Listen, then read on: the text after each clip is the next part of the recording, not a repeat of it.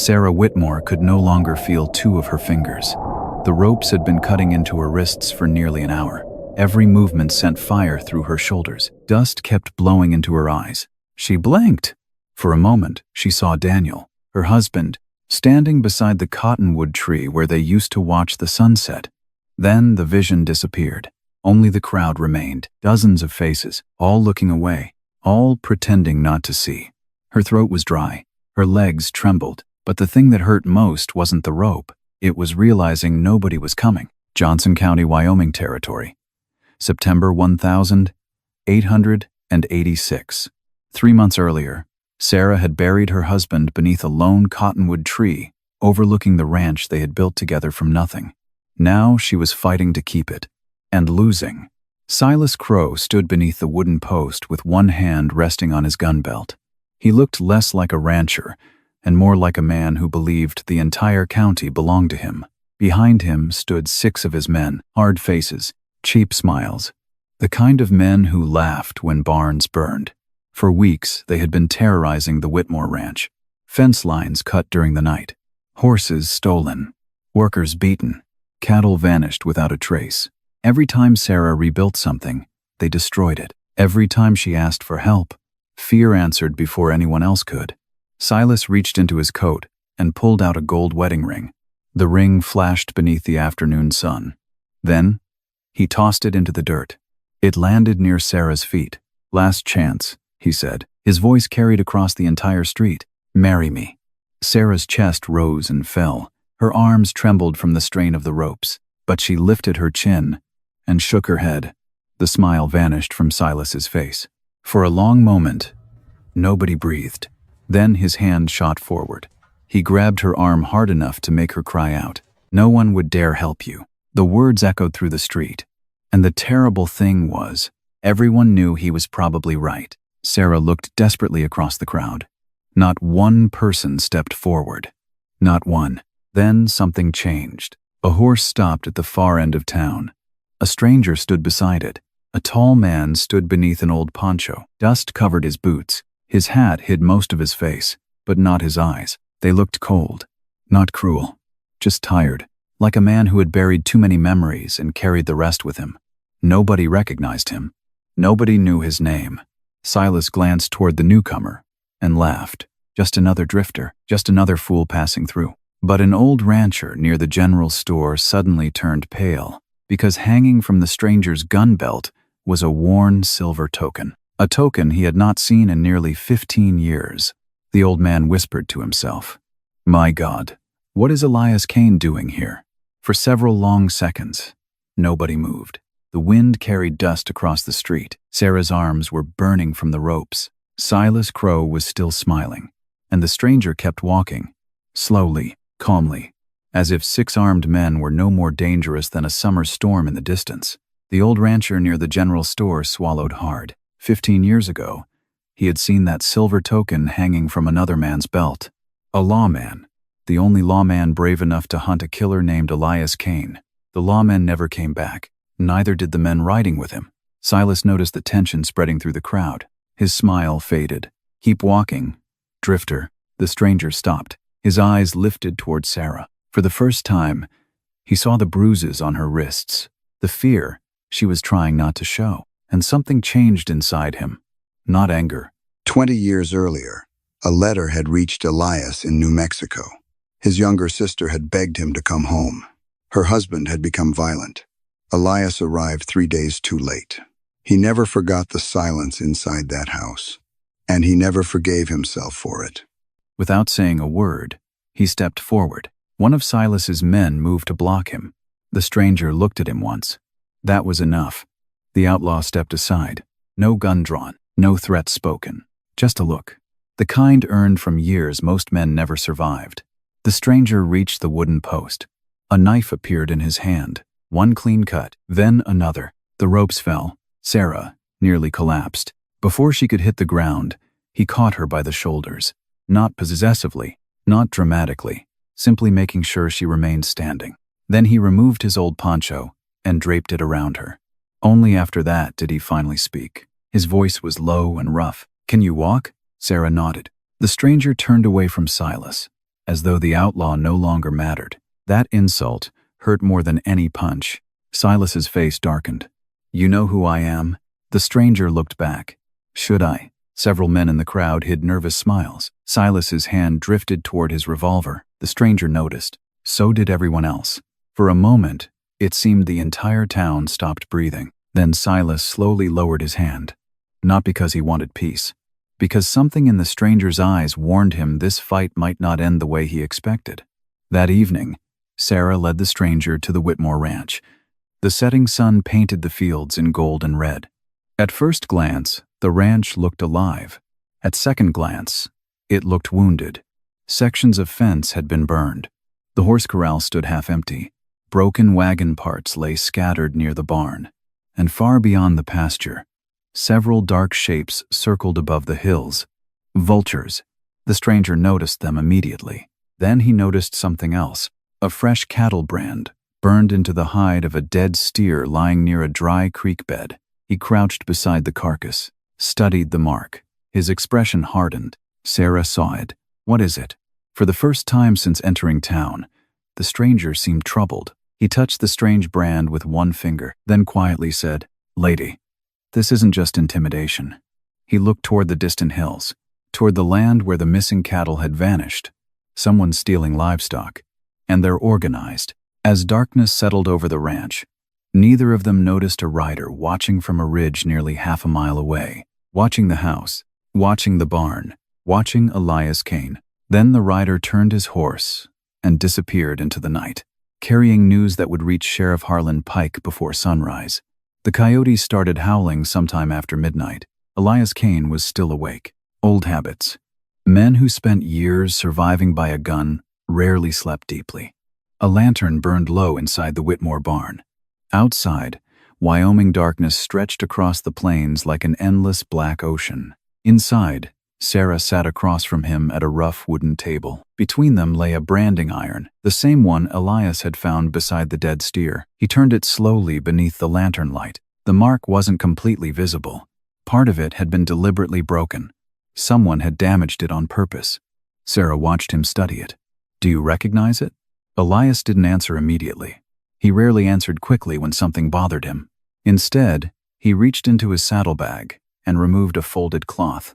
Inside were several pencil rubbings taken from cattle brands across 3 different territories, a habit from another life, a life he preferred not discussing.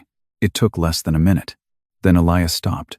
He had seen that mark before, years ago, and never in a place where honest men made money.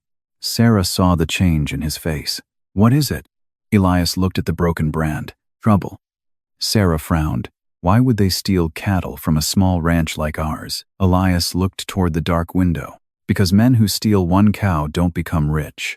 His voice remained calm. "Men who steal thousands do." Silence settled between them, the kind of silence that carried uncomfortable truths. Then Sarah stood. Without a word, she crossed the barn and pulled an old wooden box from beneath a workbench. Dust covered the lid. The hinges creaked. Inside were her late husband's belongings, a pocket watch, a Bible, several letters, and a leather-bound ledger. Sarah carefully placed it on the table. The sight of it seemed to hurt her. He started keeping this 6 months before he died. Elias opened the ledger. Every page was filled with names, dates, numbers, cattle counts, shipping routes. At first glance it looked ordinary. Then he noticed something strange. The same cattle appeared to be sold twice, sometimes 3 times. Different owners, same brands, same transport dates. His expression hardened. Fraud, large-scale fraud. Someone was laundering stolen cattle through legitimate records. The deeper he read, the darker the picture became. Near the back of the ledger, a familiar name appeared. Sheriff Harlan Pike.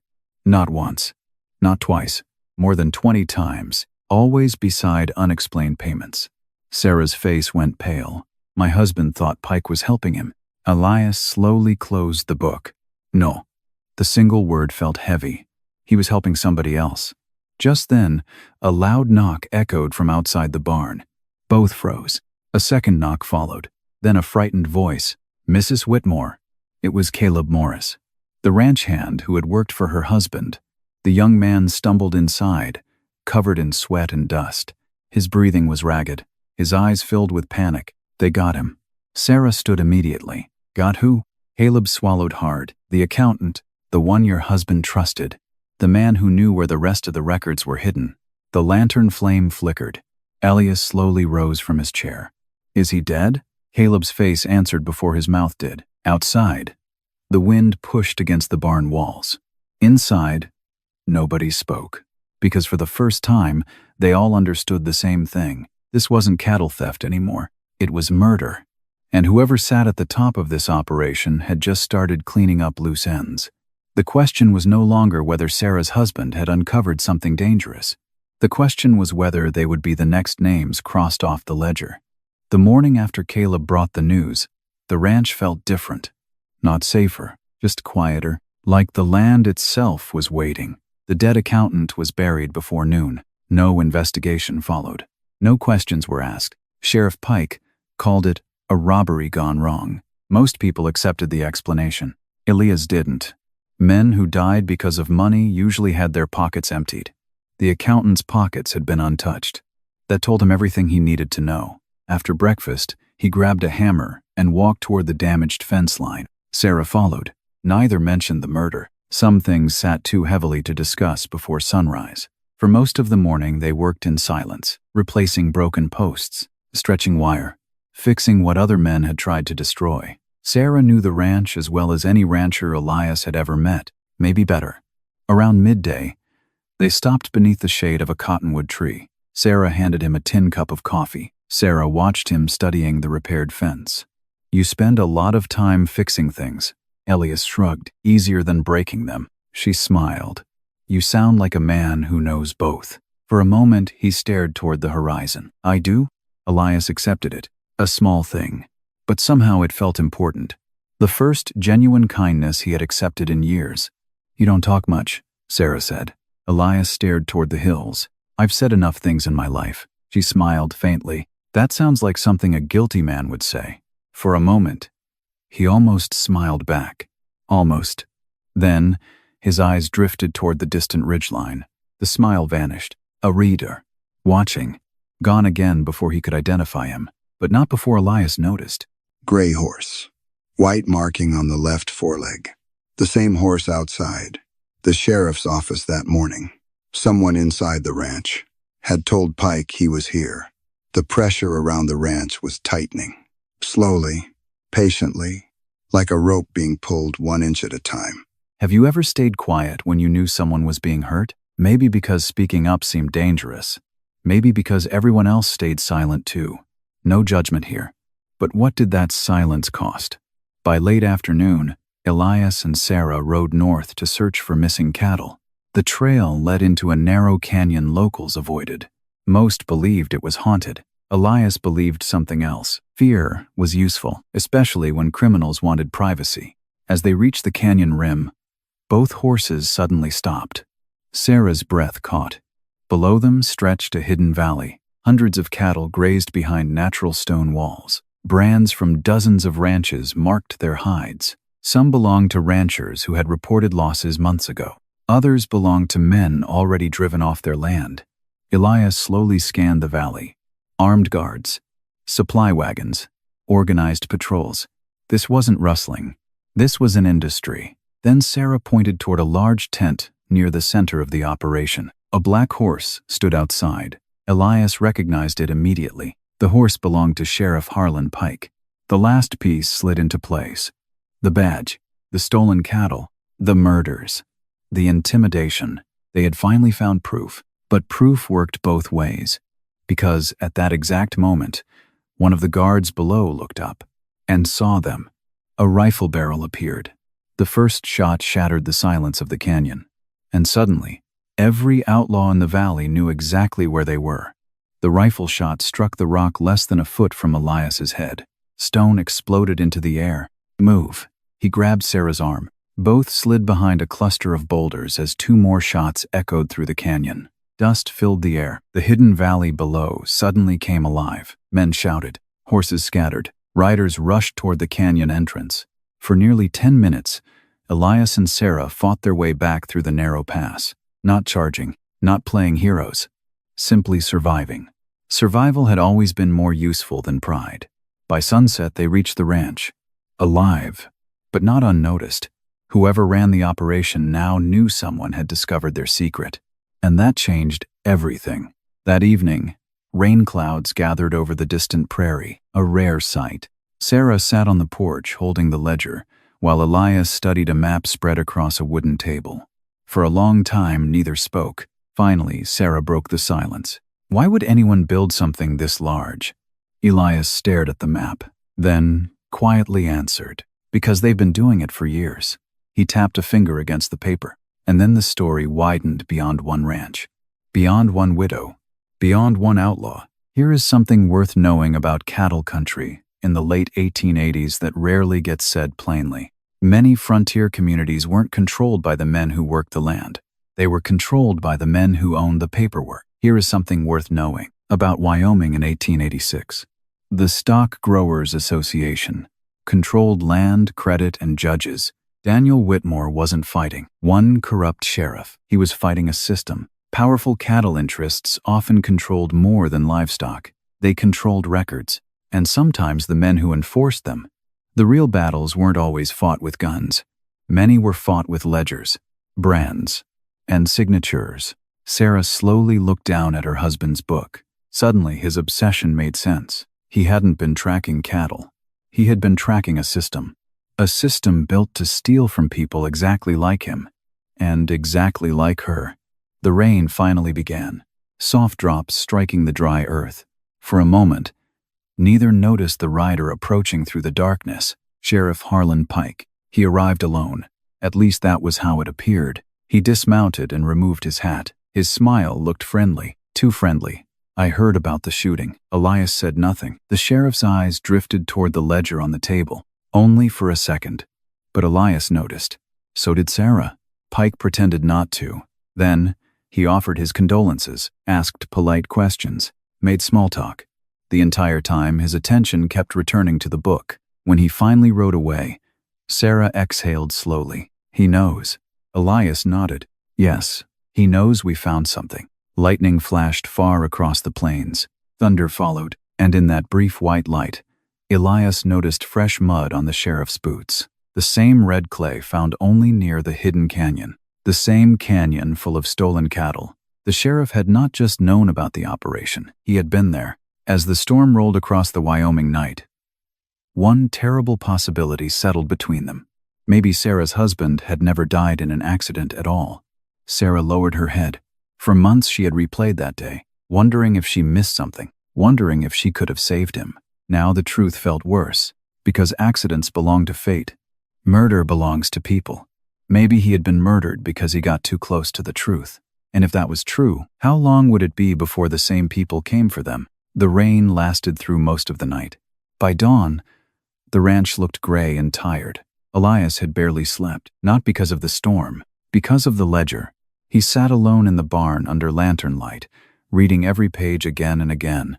Names, payments, route, brands. The evidence was enough to destroy half the powerful men in the county, and that was exactly why he trusted no one with it.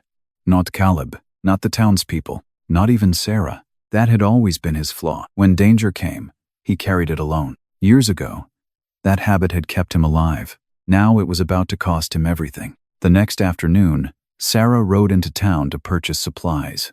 Against his better judgment, Elias stayed behind. He wanted one more day with the ledger. One more day to understand the entire operation.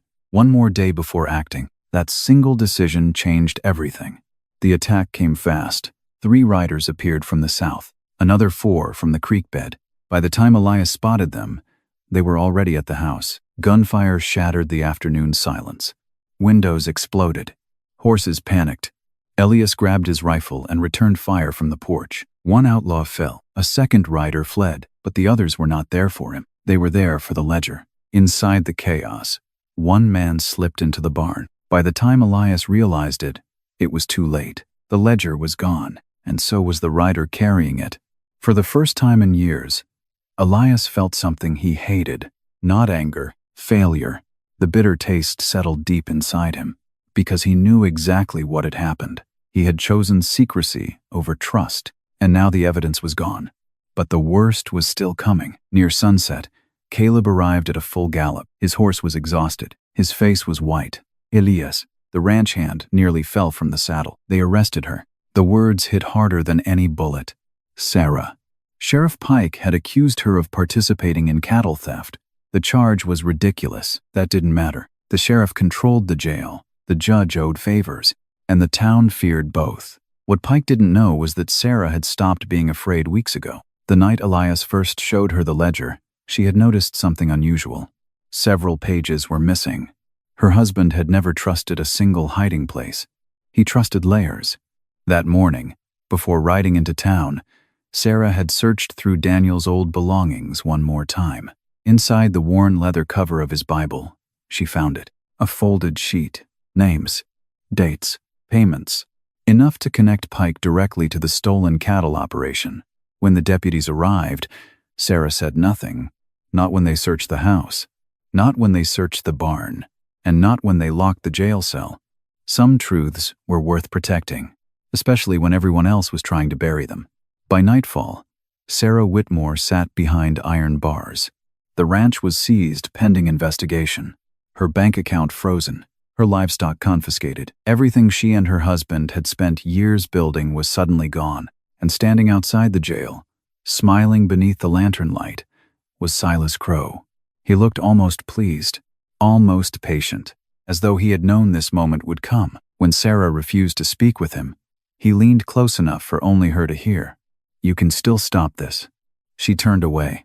"Silas smil vidar. You'll marry me eventually." Then, he walked into the darkness. Hours later, Elias stood alone beside the cottonwood tree where Sarah's husband was buried. Rainwater dripped from the branches. For a long time he said nothing. Then he finally admitted the truth. He could no longer protect people from a distance. Could no longer ride away when things became complicated. The fight had become his, whether he wanted it or not. Just then, hoofbeats approached through the darkness. A small figure emerged from the night. A boy, no older than 14. Mud covered his boots. Fear filled his eyes. "Elias Kane?" The stranger nodded. The boy swallowed hard, then spoke the words that changed everything. "I saw who killed Mr. Whitmore." The wind suddenly seemed to stop, because somewhere inside the town jail, Sarah believed all hope was gone. But the dead man had finally found a witness. And witnesses had a way of bringing buried truths back into the light. By sunrise, the entire town had heard the rumors. A witness had come forward. Nobody knew his name. Nobody knew where he had been hiding. But word traveled fast across cattle country, especially when powerful men had something to lose. The boy's name was Thomas Reed, 14 years old, thin as a fence rail, scared of nearly everything, except the truth. Inside an abandoned church outside town, he told Elias what he had seen. The night Sarah's husband died. The night everyone called an accident. The night Sheriff Pike had claimed a horse threw him from a ridge. Thomas had been tending sheep nearby. He saw two riders confront Daniel Whitmore. One was Sheriff Pike. The other was Silas Crow. An argument followed. Then a gunshot. Daniel fell. The horse never threw him. The story had been a lie from the beginning. Elias listened in silence. Outside, morning sunlight spilled across the prairie. For years, he had believed a gun solved most problems. Age had taught him otherwise. A gun could stop a man, but only the truth could stop the kind of evil that wore a badge. By noon, nearly half the town stood outside the courthouse. Word had spread that Sarah Whitmore would face formal charges. Sheriff Pike believed he controlled the day. He was wrong. The courtroom overflowed. Ranchers, shopkeepers, vidos, cowboys, people who had spent years swallowing their fear. Sarah entered under guard. Her wrists were free, but her future was not. Silas sat in the front row, confident as ever. Then the doors opened. Elias Kane walked inside. Beside him came Thomas, and behind them came Caleb carrying a battered metal lockbox, the same lockbox recovered from the dead accountant's office.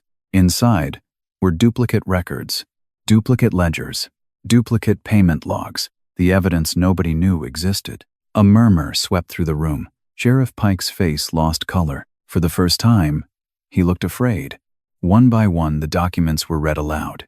Payments, bribes, false cattle registrations, stolen brands, murder cover-ups. The room grew silent, not because people doubted the evidence, because they finally understood how deep the corruption ran. Silas suddenly stood. His hand moved toward his revolver. A mistake. Several ranchers stepped forward. Old Ben Harper stepped forward first. His hands shook so badly the barrel of his rifle rattled. He was 71 years old, and he was tired of being afraid. Then several more. For years they had feared him. Today they did not. The first shot shattered a courthouse window. Chaos erupted. Mendofakova. Gunfire echoed through Main Street. Elias moved fast. Not like a young gunfighter, like a man who had survived too many fights to waste motion. Within seconds, Silas's gun was knocked from his hand. 2 deputies loyal to Pike surrendered. The remaining outlaws fled. Outside, townspeople blocked every exit. The tide had turned. Then, Sarah stepped forward. The courtroom fell silent. She looked directly at Silas Crow, the man who had tried to own her, control her, break her. His face twisted with hatred, but his power was gone. Sarah lifted her chin. Her voice never trembled. Sarah looked directly at Silas. This land was never yours. Her voice stayed calm, and neither was I. I am not going back. The words hung in the air. Simple. Final. Freedom spoken aloud. Silas lowered his eyes first. Not her. Never again. And as deputies from a neighboring county arrived to place Pike and Silas under arrest, a question lingered over everyone present. If the law showed up wearing the lie, would you have stood up or looked away? Outside, beneath the Wyoming sun, justice had finally begun. But for Elias Kane, one decision still remained: stay or leave before his heart gave him a reason not to. The trials lasted nearly 3 months. In the West, justice often moved slower than a wagon stuck in spring mud. But this time it moved.